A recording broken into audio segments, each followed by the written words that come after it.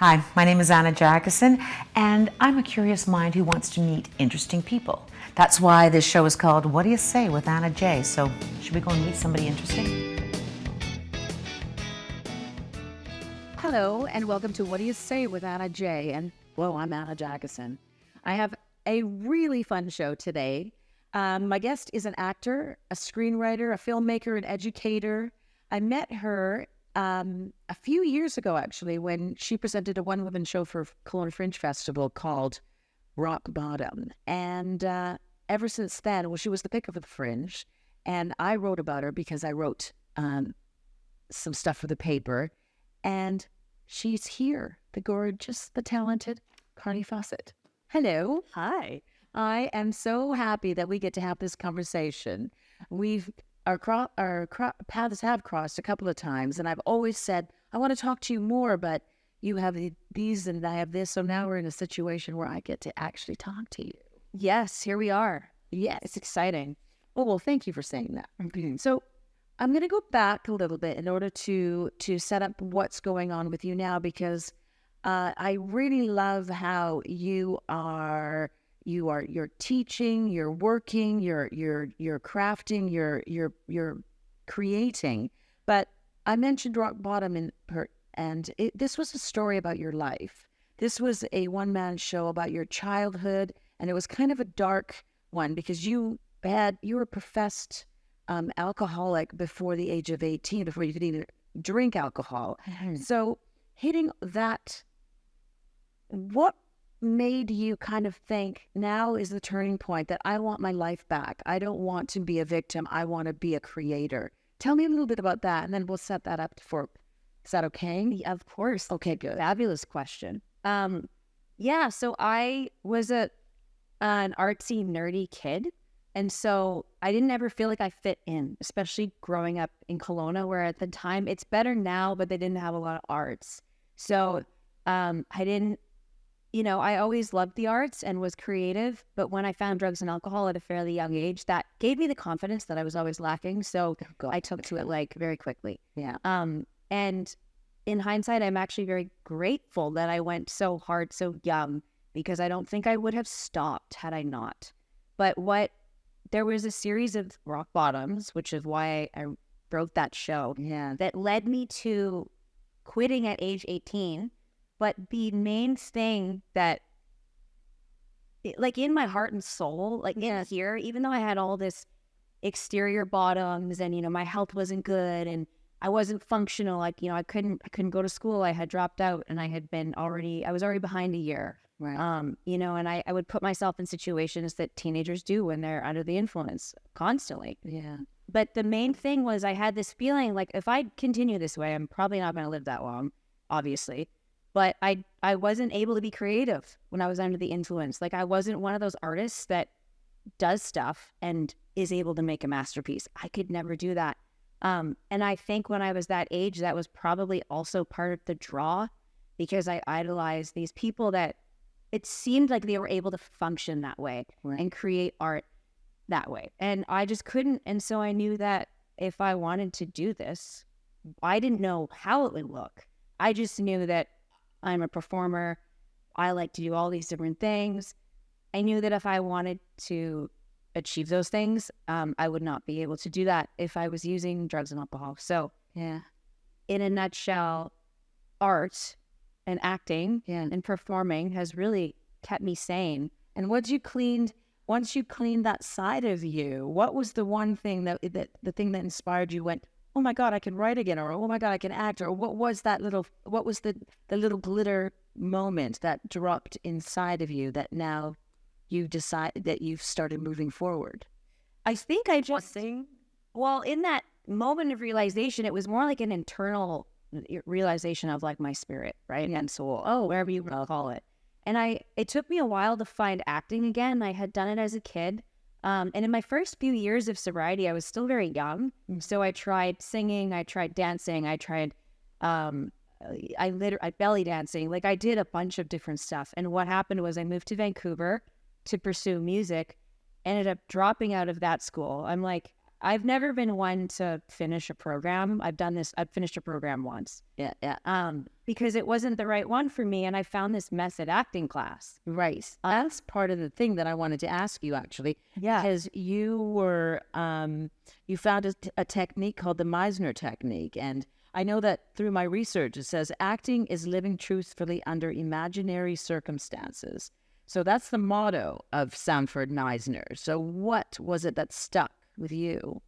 I think with any sort of method or any type of modern realism, and this applies to theater as well. We're not just talking film. Right. It's the desire to be authentic in your work, to be truthful. And even if you're learning to build a character, How do you get there? Like, what is that? okay, so Meisner is very outward focused. Right. So everything they teach is based in improv, if you can believe it or not, and focusing outward on my partner. So to be a really good actor, you have to be a really good listener, right? And so that's, I think, the biggest thing that I took away from the Meisner technique is love that. it's not about me, it's about you, and all the answers are in my partner. And see, that's not what they teach you in acting, because it's all, what can I look? Where's my best camera angle? Where's me? Right. And you just memorize the words. And that's how I thought acting was in the beginning because of that. But so I worked with you before and I loved watching you work. And so that maybe is the spark that that found me so interested, so drawn to you. So tell me a little bit more about this. And what we will do later on in the show is I'm going to ask you to actually teach me properly. And we'll do that in the second segment. But like, what kind of, is it film or is it theater that you want to do more of? I know with film it's more money, and theater is like being a jazz singer, but that's a good question. And you can't beat a live show. yeah. The feeling that you get, as you know, when you're out of the way and you have a live audience and there's something else greater coming through you, that's why we're artists. Yeah. But you can have that in film. And I think the desire what I want is I want to have that feeling and when I do theater and when I do film. And that's what I always strive for. Right. And that's something that I try and give my students. Or if I'm directing somebody, we find the technical and we find the beats and we honor the script, but then we try to find the play, Yeah. the organicness of it. And what the camera will find inside of you. Yeah, which, number one is, am I present? Am I listening? Yeah. But And that honesty comes through your eyes so much. Now, how do you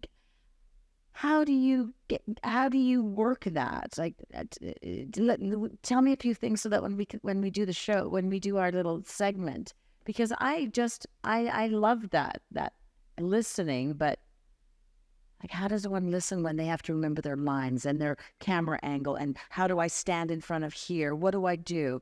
What is that? Where's that place? What do you do to calm yourself down to say, what's happening? How am I present? Like, what do you do? I start my warm up doing relaxation, which is we basically sit in the chair, we breathe, and we get into our body. Right. It's a very physical warm up, but it helps you get out of your head and more in here and in here. Right. And so that's what I do usually to start. Other exercises you can do are I will just have two actors sit across from each other and breathe, which sounds like, why would you do that? That sounds easy. It's actually very hard to do. Because you have to connect with something. Yeah. And if they don't want to connect with you, yeah. So those are two sort of base level things that I'll do. I will also do repetition, which is a Meisner exercise. Yeah. And a lot of it is just getting conscious on, am I actually listening and responding to you in the moment like I would in real life? Right. So acting is juggling, man. Like you have lines, am I breathing? Am I listening? And then the director wants something from you. So you have to then remember that. So what's more fulfilling, mastering a character or seeing a script of yours with your perspective on it? That is Because you write, and we didn't tap into that. And I know we have to go into the second segment, but like I said, 10 minutes goes by so fast. But I really want to ask that question. What you're writing something and you're going to direct it with your perspective, or you're going to get somebody else's words and you're going to put your own perspective. I call it your own stink, but your own perspective on it. What's more challenging to you? That's a really hard one. I feel like they're both so incredibly fulfilling in different ways. Okay, well that's I love making my own work. So to see something from when you're just thinking about it as an idea to creation is like the projects I've been the most fulfilled on have been those. Yeah. When I've written them and produced them and been in them or directed them. Yeah. But when you lose yourself in a character and the work's sort of already done for you, like so it's already been written and the writing's really good, and you trust your director to have that move through you, as I mentioned earlier, is also fulfilling in a completely different way because you can really lose yourself. Yeah. Because you don't have to wear as many hats. Okay, so So they're both. I can't really pick at this point. oh no, I like these are all good answers. There's no right wrong answer because these are just questions that we're having a conversation. But we are going to have a few little acting lessons next with What Do You Say with Anna J. Carly Fawcett is my guest. I'll see you in a second. Carly is going to put her acting into practice, and we're going to do a little bit of a scene study. She gave me a script. Carly, tell me a little bit about what we're going to do here. So this is a scene from The Devil Wears Prada with Meryl Streep and Anne Hathaway. Yeah. And this is the cerulean monologue when she completely schools Anne Hathaway about the blue jumper. And it's so we're going to focus on some character work. We're going to break it down a little bit, and we're just going to do the first part of the monologue. Okay. So we're going to keep it very simple.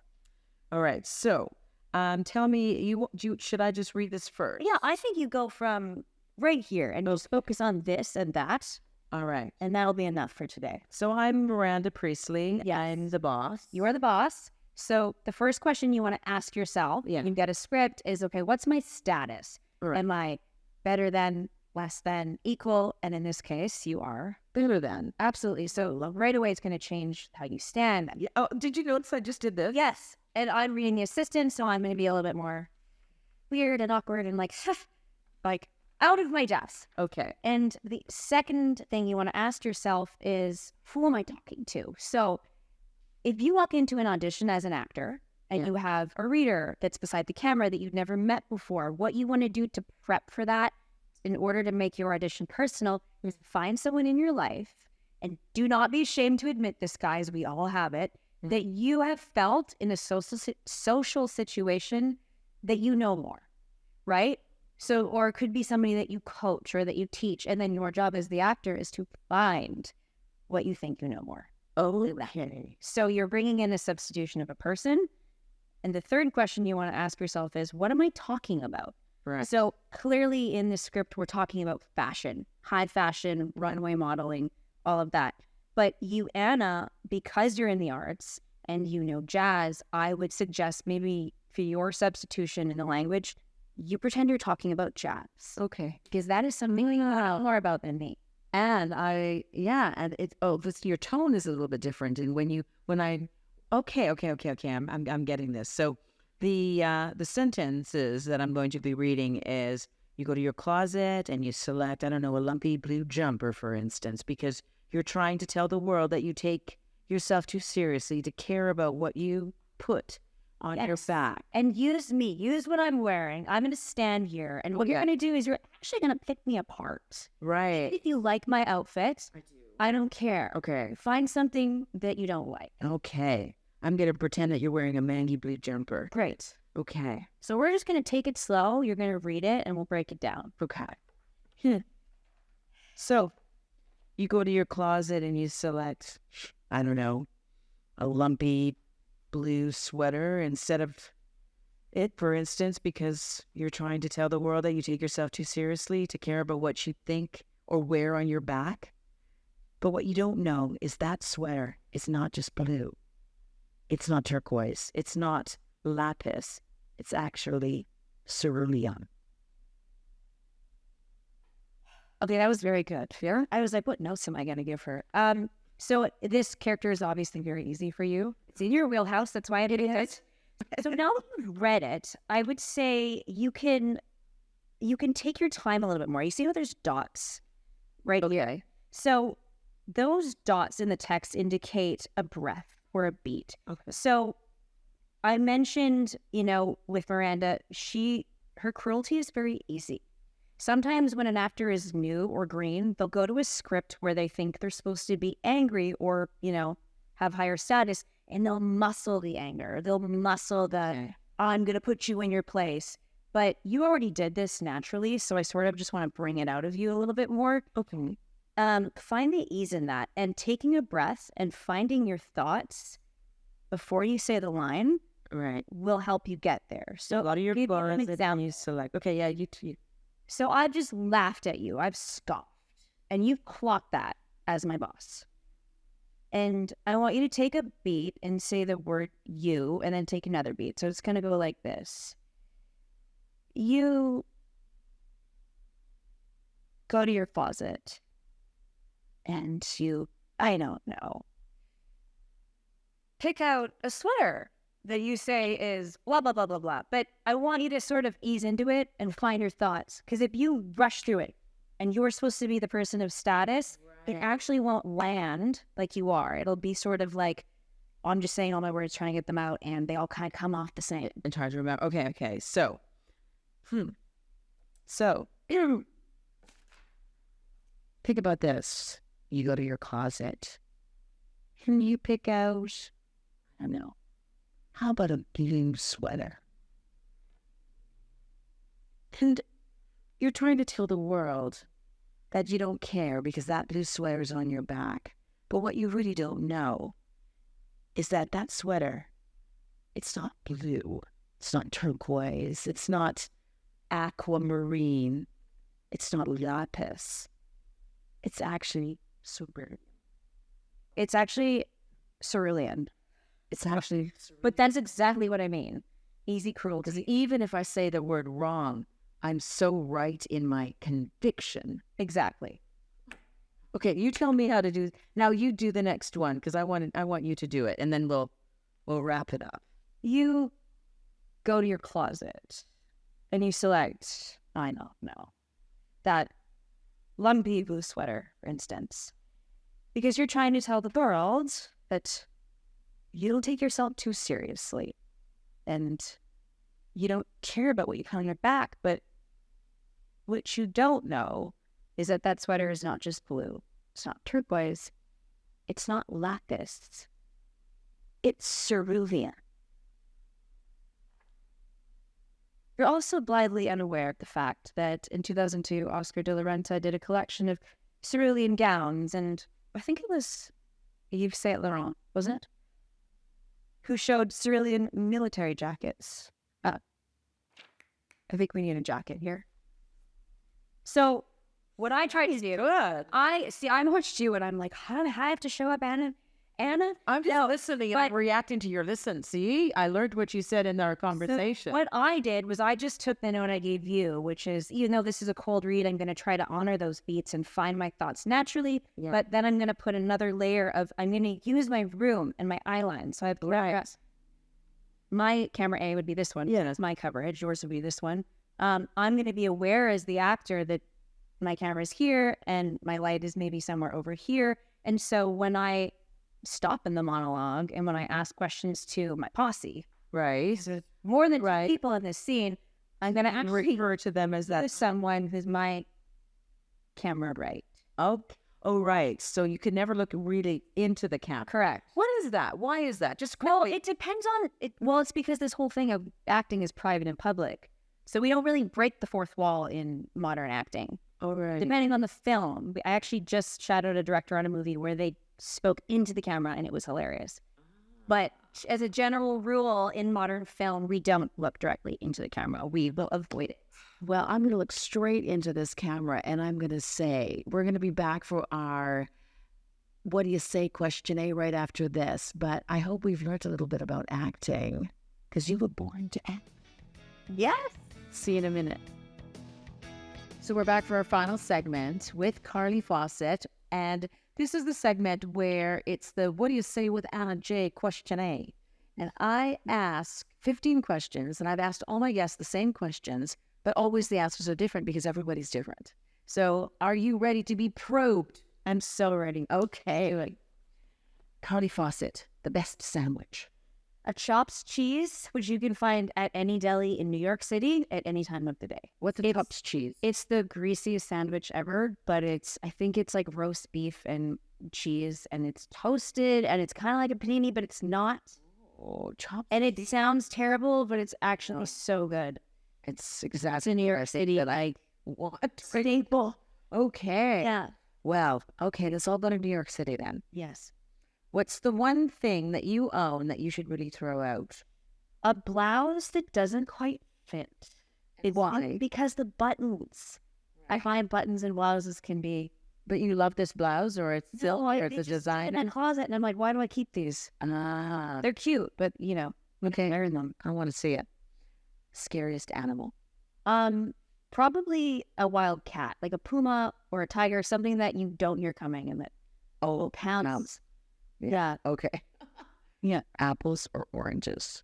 Oranges. Why? Well, I think it's the vitamin C. Oh. Or like the juiciness. When a really good orange when it's fresh like that. Yes. Okay. Mm-hmm. Have you ever asked someone for their autograph?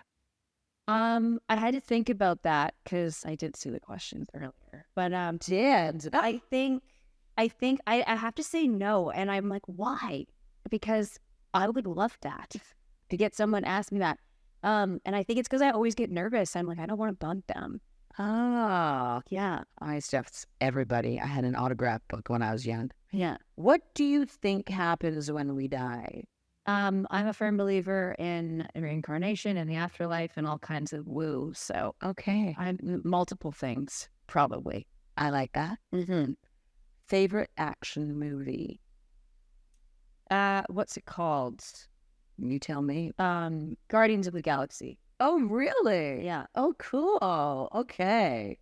You get one song to listen to for the rest of your life. What is it?